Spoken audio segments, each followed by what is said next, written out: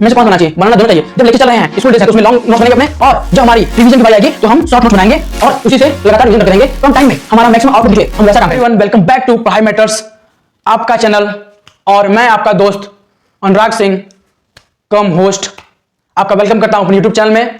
और मैं आशा करता हूं कि आपकी पढ़ाई एक नंबर चल रही होगी, और अगर थोड़ा सा भी कसर बाकी रहता है तो आप और हम दोनों मिलके इस बोर्ड एग्जाम को क्रैक करेंगे। कुछ ऐसा टिप्स बताऊंगा जो आपके बोर्ड एग्जाम के लिए बहुत लाभदायक होगा और किसी भी आप क्लास में पढ़ रहे हो आपके लिए मदद करेगा। अब सबसे बड़ी बात है क्या, नोट्स कैसे बनाएं। मतलब नोट्स भी दो तरीके के होते हैं, इतना तो पता होगा। कौन से? Short notes, long notes. अब हमें कब शॉर्ट नोट्स बनाना चाहिए, कब लॉन्ग नोट्स बनाना चाहिए, हमें कैसे बनाना चाहिए, क्योंकि हम देखते हैं कि कुछ लोग जो नोट्स को काफी सजा के लिखते हैं, रंग बिरंगे नोट्स होते हैं, कलर्स नोट्स। इसलिए मैंने यहाँ पे इसका एग्जांपल भी ले लिया है कि एक कलर्ड नोट्स होते हैं और एक सिंपल नोट्स होते हैं। तो हमें कौन सा प्रेफर करना चाहिए, या फिर हमें कलर्ड नोट पे जाना चाहिए या फिर सिंपल पे? तो इसका आंसर है सिंपल पे जाना चाहिए, क्योंकि आप उस समय सिंपल पे लिख रहे हो तो आपका जो दिमाग है वो नोट्स बनाने पे नहीं जाएगा, बल्कि आप जो लिख रहे होगे उसके बारे में ज्यादा सोचोगे और आप अच्छा करोगे। अब बात ये भी है उठती है कि हम नोट्स क्यों बनाएंगे। तो ऐसा साइंटिफिकली प्रूवन है कि हम जो जिस चीज को लिखते हैं वो हमें ज्यादा देर तक लर्न होती है, और हमें हमारी लिखी हुई चीज बहुत जल्दी याद भी हो जाती है, लर्न भी हो जाती है। अब शॉर्ट और लॉन्ग नोट्स में से कौन सा बनाना चाहिए? बनाना दोनों चाहिए। जब लेक्चर चल रहे हैं, स्कूल डेज है, तो उसमें लॉन्ग नोट्स बनेंगे अपने, और जब हमारी रिवीजन की बारी आएगी तो हम शॉर्ट नोट्स बनाएंगे और उसी से लगातार रिवीजन करते रहेंगे। कम टाइम में हमारा मैक्सिमम आउटपुट निकले, हम वैसा काम करेंगे। और तो अब हमें कॉपी कौन सी लेनी होगी? क्या क्लासमेट की लेनी पड़ेगी या फिर अनन्या की लेनी पड़ेगी?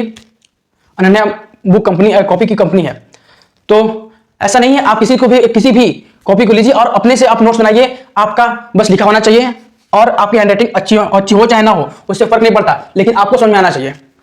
फिर जैसे कि हम लोग लंबे जैसे पूरा अगर बड़ा स्पेलिंग है तो उसको हम लोग शॉर्ट फॉर्म में उसमें डिनोट करना चाहिए, ताकि हमारा टाइम बचे और हम जब भी लर्न करने जाएं तो फास्टली रिकॉल कर सकें। जैसे बिकॉज को आप शॉर्ट फॉर्म ले सकते हैं, मैक्सिमम को मैक्स ले सकते हैं, ऐसे वर्ड्स का यूज करना है।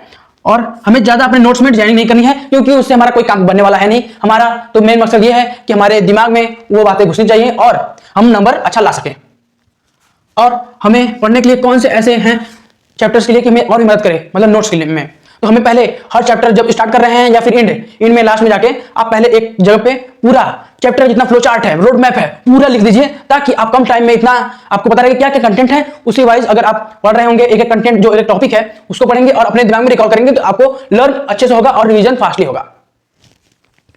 और सबसे बड़ी गलती जो करते हैं क्लास 10th के स्टूडेंट्स, कि वो दूसरे का नोट्स यूज करने लगते हैं, जो कि डिजिटल फॉर्म में आता है। जैसे कि YouTube पे बहुत लोग अपने नोट्स दे रहे हैं तो हम लोग ले लेते हैं, लेकिन ये सबसे बड़ी गलती है, क्योंकि वो नोट्स है वो उसने लिखा है, उसको ज्यादा समझ में आएगा।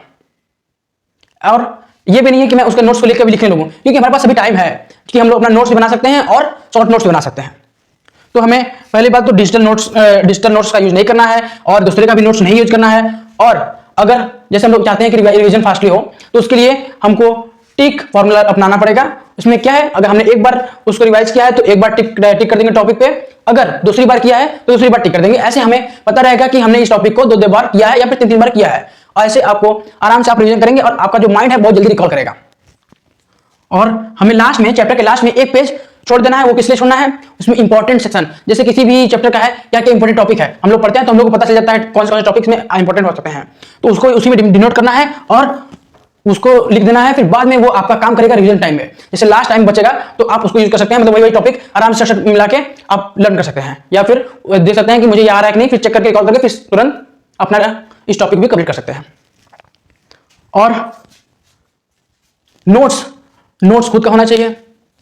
इस वीडियो में इतना ही।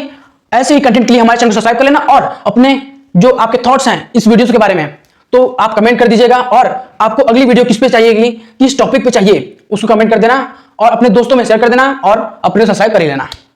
Thanks for watching.